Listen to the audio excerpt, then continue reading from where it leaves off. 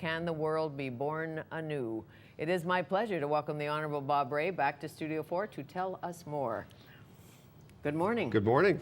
Nice to see you again. Great to be here with you. The only thing I always leave out of the introduction is that you were Richard Nixon's paper boy. Yes, and also, Rick Mercer's companion in the water. I saw that. Very discreet, a memorable moment. And as I said to you in the green room, if this political gig doesn't work out, you and Rick Mercer can do a sitcom. Well, I'd be glad to work with him again. I think he's terrific. Mm-hmm. So, to more serious issues like democracy, government by the whole population. Good idea always, or sometimes not? Well, good idea, yes, because it reflects, I think, our basic human values, our sense of what it means to be truly human and how we form political societies together, but not something you impose from the outside and not something whose growth and development is easy or automatic. And I think we've suffered a little bit in the last while from a kind of a naive view that we can simply go into a country and impose a constitution and impose democracy. And I think we're having to learn, as a result of what's happened in Iraq and Afghanistan and other places, we're having to learn a lot of humility in the face of some of the intractable issues that we see. But is it universal? Look what's happened. Look what's happening this week. I mean, what's happened in Tunisia, what's happening in Egypt, what's happening in other places. There is a very strong human desire for freedom and for expression and for people's ability to be themselves.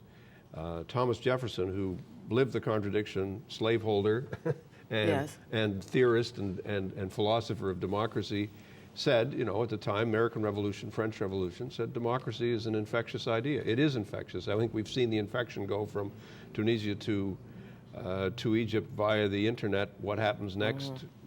Who knows? Well, in an age of WikiLeaks and blogging and tweeting, when a country can shut down cell phones and shut down the internet. Not forever, though. You can shut it down for a while, but I mean, what's interesting is it was that great Canadian guru, who I'm sure you're in the business, so you know, Marshall McLuhan, who pointed out that these technologies have a real impact. We go from the printing press to television, radio to television, and now to the internet. It's having an impact, and you can shut it down for a bit, but you can't. It's very hard to stop it. Anybody interested in foreign affairs, interested in world peace, probably didn't sleep so well last night, including President Barack Obama. And as you know, the United States, a great military power, but often weighs in on the side of the dictator. This time, trying to stay in the middle, saying we're not on either side. The protesters certainly want democracy, and we're for that. And we have a man who's run this country for 30 years, who's our friend. Yeah, it's tough. What to do? Look, what to do? First of all, there's no simple answer. The Americans are not going to decide Egypt's fate. The fate of governance and democracy in Egypt will not be settled by the United States or the Soviet Union or any outside force. That isn't going to happen. What is going to happen is that Egyptian institutions themselves will ultimately determine the short-term course and the long-term course. In the short term, there may be a period, there may be a return to stability, immediate stability. The army may reinforce things, but long-term, Egypt is kind of stuck halfway between modernity, parts of Egypt, very open society. You've got some very engaged, sophisticated business leaders. You've got great talent. It's a great civilization, an ancient civilization, very proud people. But at the same time, you've got 20, 30% unemployment. You've got 50% of the country is under the age of 25. You've got all these kids who are out of work, and there's nothing that creates greater instability than a large out-of-work population. We saw that in Europe in the 20s and 30s, and we're seeing it in many parts of the Middle East. It is troubling, and we obviously have a great interest in it because we do have to be aware of the risks or the realities of extremism and how that relates to what's going on. And as far as Egypt is concerned, our Arab ally, partially responsible for some stability in the Middle East. Yes. And if Mubarak is gone, Well, he will go eventually. I mean, Yes. no May one. die. He's Yeah, well, old. that happens. You know, I mean, none of us live forever, and I think this is one of the things that leaders have to come to terms with. Things don't last forever. At some point, people have to leave this mortal coil, whether they leave it, voluntarily or whether they leave it some other way. So the trouble with Egypt, I mean, the thing that's made the system stuck is there hasn't been a consensus in the ruling party about transition. What is the transition? Who is the next leader? There's a lot of talk about Mr. Mubarak's son, talk about some other people, and then, frankly, a civil society that's growing that wants more transparency. Mr. Al-Bayadry coming in from having been Yes. away, coming back. On the side of the protesters, he's Yeah. a Nobel laureate. Right. Was with the United Nations as a nuclear Yes, right. watcher. Right. Worked at the Atomic Energy Agency, very capable guy. But ultimately, we got to remember that King Farouk was deposed by Nasser in 1952 in the so-called Colonel's coup. The army has been playing a central role in Egypt since 1952. Mr. Sadat was an army general. Mubarak was an army general. The army will have something to say about what the future of the country looks like. But the army it can't govern without recognizing the force and pace of change.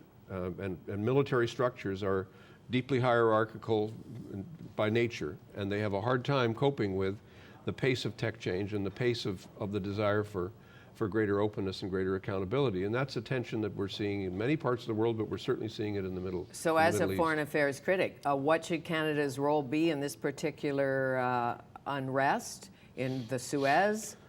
Well, we shouldn't What should we shouldn't do? delude ourselves into thinking that the people of Egypt are waiting for Canada to tell them what should be done. I mean, this is ludicrous. I mean, a lot of reporters ask me this. What should Canada do? Well, Yes. what can Canada? All Canada can do is work with other countries and try to talk intelligently about the things that we know. We know that greater transparency and accountability and openness are good things in government, and they are increasingly seen as universal things that people aspire to. You can't turn off the internet forever. You can't turn off people's cell phones forever. You can't stop people from thinking and acting. And we also should be saying to the world, but we are also concerned and interested about stability. We think stability is something that's also an important human value that we take seriously, and particularly in this region we take seriously. And we know when there's unrest in Tunisia, there are ramifications. Of course there are, but as North Americans, we support freedom, democracy, human rights, and rule of law. Generally, lofty goals. Lofty goals, but hard to export. Frankly, very difficult, if not impossible, to export. Because it's so associated with other parts of our history that have happened, a whole imperial exercise that we went through for a couple of centuries, which proved to be very painful for the people who were experiencing it. You mean revolutions are hard to keep at home? No, I mean, well, that's true. The revolutionary idea can be hard, but let's face it, I mean, revolutions don't always end happily. The French Revolution didn't end happily. The American Revolution did, but a lot of other revolutions haven't. And so you've got to say, let's be a force for wisdom. Let's be a force for understanding, and let's be a force that talks intelligently about the need for engagement. One of the realities is Canada needs to up its game diplomatically as we look at what's happening in the Middle East. We've had, frankly, amateur hour on the Rito for the last few years. We haven't had a government that was prepared to really systematically engage at the highest level, at the United Nations and NATO and elsewhere. And that's the kind of government I think we need to see, and that's the kind of approach that we need to see to these Well, the United challenges. Nations or the country sent a message when we weren't included. Well, that's right. William Fulbright is a man you quote in Exporting Democracy, and 40 years ago he questioned the ability of the USA or a Western nation to go into a small alien nation, undeveloped Asian nation, and impose democracy 40 years ago. In Vietnam. Yeah, I mean, part of what I do in the book is look at the history of some of the debates that have gone on over the last several hundred years, but in our own lifetime. And I think we suffer a little bit from an excess of rhetoric. I mean, you talked about in your introduction about the world being born anew. This is the classic phrase of Thomas Paine, which he used at the time of the American and French revolutions. And it's interesting how often that phrase has been repeated. Reagan used it in his inaugural address. President Obama used it in his inaugural address. And he's, Thomas Paine is a very frequently quoted guy in the American context. But everybody has to understand that the revolutionary idea has to be matched by a commitment to stability and the wisdom that comes with understanding some of the challenges that we face. Vietnam proved to be an impossible intervention because, frankly, because of the degree of corruption of the South Vietnamese government and the fact that it proved to be a completely unreliable partner for what the Americans were trying to do. Right. So to get to the truth in any country, be it Afghanistan, Vietnam, Pakistan, Iraq, to find the truth is difficult. It's difficult, You've got tribal systems. Right, but the world is smaller, and the world remains small. And if you look at Afghanistan, for example, I think it's very wrong to suggest that the people of Afghanistan, or significant numbers of people in Afghanistan, women in Afghanistan, aren't interested in freedom, aren't interested in democracy, and aren't interested in the rule of law. And they in are, education. and in education. They are desperately interested in these things. Sometimes you hear people saying, oh, these places are really corrupt, there's nothing we can do, we should all just get out and go home. I actually don't agree with that. I think we have to remain engaged. I think the form of our engagement needs to be a lot more carefully framed, and we have to recognize that there really aren't military solutions to a lot of the problems that we think are military solutions. If I remember correctly, you encouraged Prime Minister Harper to leave our troops there to train. And so that... And remain engaged in education. And for us to remain engaged in looking at the security systems and the justice system in Afghanistan, and to look at health in Afghanistan, and economic development and social development in Afghanistan. I don't think that we can just walk away from the poorest and one of the most unstable countries in the world and one of the most unstable regions. I think we have to be more engaged with its neighbor Pakistan, which is a real challenge for the people of Pakistan and for us who watch that region. I think the whole region is one that has got a lot of instability attached to it. The one thing we've learned, and I think the one lesson that we have to learn from 9/11 is that this is a faraway place in some ways, but in another very important way, there are no faraway places in the world today. People move around so fast, technology brings us together so quickly that we can't afford to be ignorant about the security issues in places that we didn't know about a few while ago. I think you coined it. Today, Canada is the world, and the world is in Canada. That's right. We'll come back with the Honourable Bob Rae.